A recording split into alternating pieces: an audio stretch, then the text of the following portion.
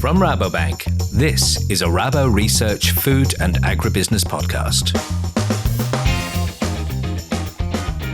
It's that time again. We have some fresh food service and retail data from key markets to digest, pardon the pun, and we also have some earnings updates from retailers, quick service restaurants and fast-moving consumer goods hot off the press. My name is Michael Harvey, Senior Analyst at Rabobank. And to unpack all this today and address one simple question, how far are food sales off pre-COVID levels at home and abroad? I'm joined by General Manager of Rabo Research for Australia and New Zealand, Tim Hunt. Welcome, Tim. Thanks, Mick. It's great to have you back. And look, we'll get straight into it. So looking at all the data and the earnings updates that we've seen come in over the last couple of weeks or so, how far off normal are we? Well, if we're talking about Australia, China and the US, the key three markets for this region, we're not far off normal at all, Mick. We really saw the gap starting to close in March, and it's come at a rate that I must say has personally surprised me. At market level, we're seeing preliminary data suggesting that food service sales in March were for the first time at or above the levels we saw in March 2 years ago or pre-crisis in all of those markets. And at the same time, some of the heat coming out of retail sales as people take a little bit more of their purchases away from retail and spend the money on going out for food as well. But that's part of the normalisation process too. And then, Mick, at a corporate level, companies like McDonald's, Yum, Starbucks in the quick service part of the restaurant industry are all close to or exceeding the sales they saw in the same quarter of 2019 at global level. And we're seeing less growth in the retail-oriented companies like Kraft Heinz as that sort of pantry stocking and switching to eating at home flushes through the system. And even Mick, here in Australia, retailers like Coles are talking about the return of more normal consumer behaviours. So, yeah, we're getting dangerously close to normal, Mick. Okay, and so when you're looking at all that, what do you think are the key drivers as to why we've gone back to or getting back to normal levels? I think that differs between countries. In Australia and in China, infection control has been the key here. In Australia, we've seen very low infection rates, fewer lockdowns and shorter lockdowns when they do occur. People are starting to travel again domestically. Mick, you and I are even occasionally seen in the office these days as well. People are going back to office working. And we're also seeing some psychological changes. Coles actually cited the removal of the need to wear masks in Victoria as really positive for traffic in Victorian supermarkets. Over in China, infections still remain low. They have seen some flare-ups, and companies like Starbucks did note the renewed restrictions on travel seen through the first quarter, especially damaging they occurred during key holiday periods. But then again, these restrictions start to ease again as the quarter comes to an end and we start to see improvements. So in Australia and China, low infections, less lockdowns are starting to help something like a normal environment.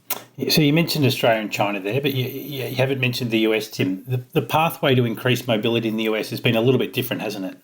It has. And in the US, there are two factors that somewhat differ from those other markets we've just discussed. The first is vaccination.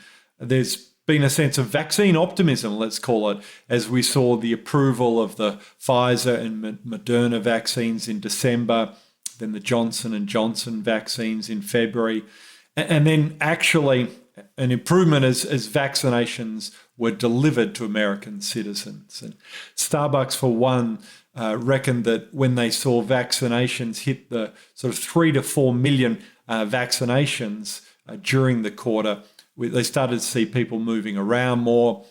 People started to be more willing to reconnect with their communities and store traffic picked up. So US had vaccinations, and the second factor was that huge $1.9 trillion Biden stimulus package that was launched into the market late in the quarter We actually covered on this podcast channel the huge boost that would give the food sector in a podcast last month on how many burgers does $1.9 trillion get you. It was extraordinary to see that come through the system, Mick. In March, total retail sales in the United States across all product categories were up 10% month on month. That's March compared to February on a seasonally adjusted basis. So it didn't really matter if you're selling burgers, lattes, cars, handbags or stuffed beavers, Mick. They were flying off the shelves as that stimulus landed in the bank accounts of US consumers. And companies like McDonald's and thank God it's Friday reference this as important in their March quarter sales. So in some countries, it's the vaccine, the virus coming under control that have helped normalization. In the US, a lot about vaccination and stimulation, but in both cases, it started to make a big difference. Yeah, no, I just on that mention of Starbucks, Tim, and I did pick up that they've been using AI technology under a deep brew program that they've got to help with their business in terms of store rollout, predictive analysis to try and pick where to roll out the new stores. And I read through their earnings update that they're feeding into that AI technology, the vaccine rollout, to help with their business moving forward as it starts to improve the landscape for their business. Yeah, interesting. And they Mick, with our audience, please define, you are talking about artificial intelligence rather than Starbucks starting to use artificial insemination somehow on their customer base? Very much so, Tim. Good pick up. Yep, Sorry, okay. I should know our audience a lot better than that. Yep.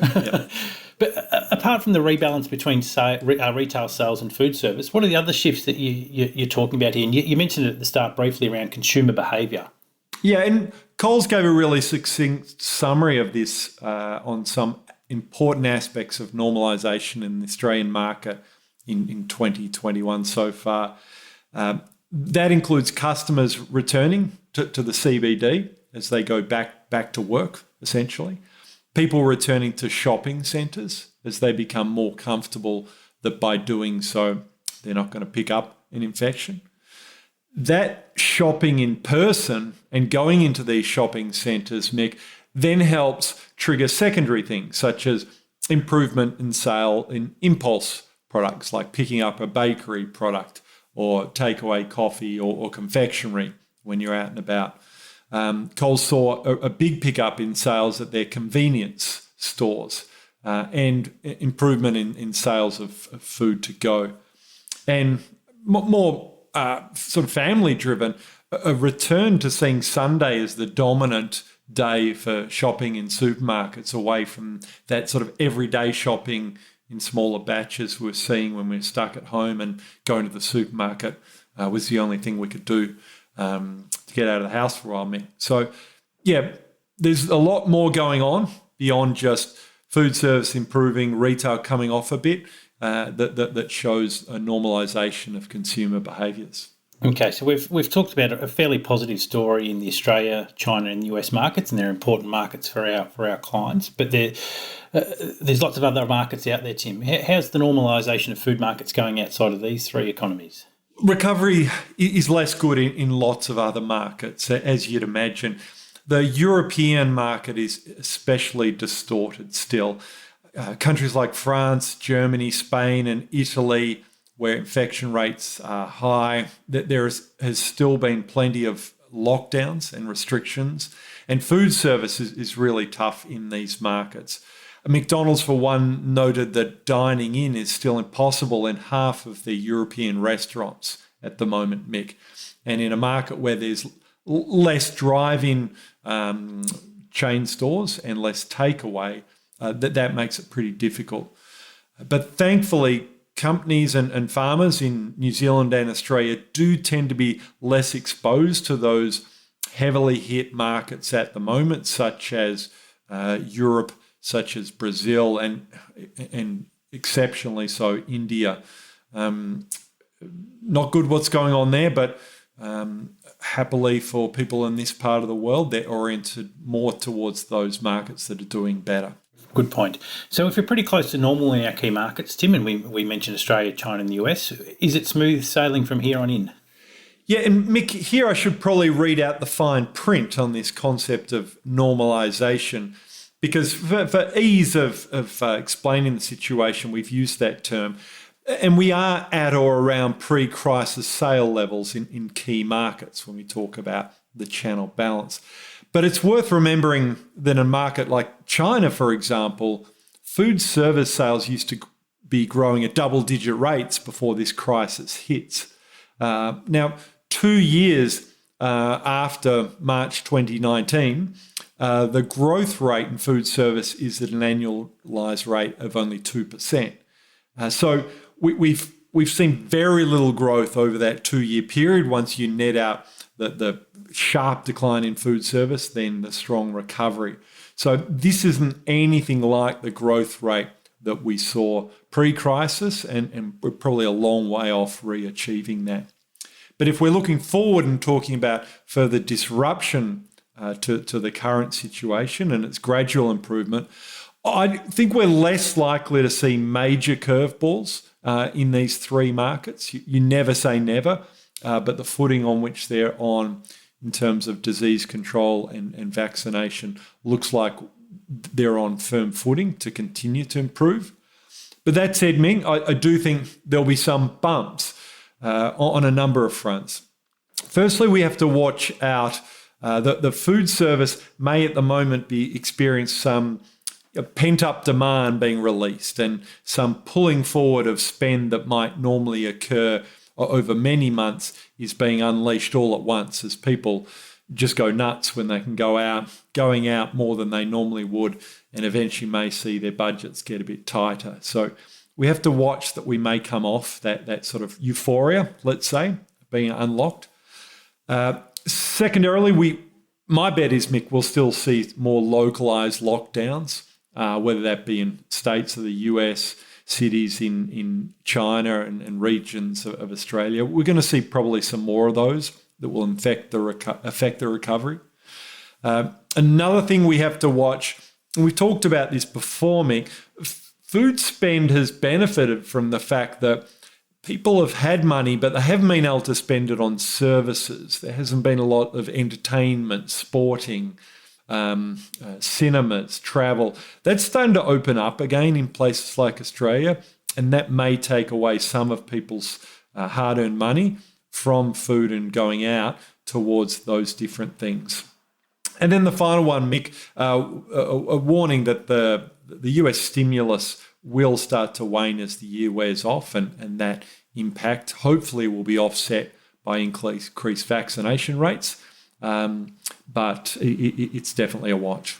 Okay, yep, very good summary, Tim. So I'm just going to try and wrap it all up there because that's all the questions I had. But if we're looking at where things are at, I mean, we are now overlapping that period where, the pandemic impacts were at their worst this time last year. But in a lot of our key markets, you're talking about being at, pre-COVID levels in most of our markets, which is a positive story. But you do make the important point there that, in economic sense, you could talk about it being nominal levels, not real levels, because you've lost a couple of years of growth. And I think it was the Starbucks team that coined the phrase, Tim, the great human reconnection. So you talked about not just the recovery in the sales of food through those channels, but it's also the way consumers are behaving in terms of more travel, less lockdowns, more consumers back in the city working. There's also a story there around, the recovery is not as positive in a lot of other markets that don't matter so much to our clients, but certainly, important to understand. And you talked about Europe as well, being quite a heavily distorted region. And clearly, you look at what's going on with the challenges with, a severe second wave in India. But despite all the positive settings, you also mentioned that there's still some bumps in the road in some of our key markets. So clearly this is something we'll be continuing to watch in the weeks and the months ahead. That's right, Mick. And I would add that clients of Rabo should look out for further exploration of the normalisation of food markets in our April monthly report, Mick, which will be released this Thursday, the 6th of May. Excellent. Well, thank you again, Tim, for joining. It's always great to have your great mind there to help unpack what's going on in a very complex market around the world. And importantly, thank you to all our listeners, and we look forward to producing some more podcasts in the coming weeks and months ahead, so keep an eye out for them. We'd like to thank you for listening to this Rabobank podcast. If you like what you hear, please be sure to share the channel with a friend. And feel free to rate us or leave a review on Apple Podcasts.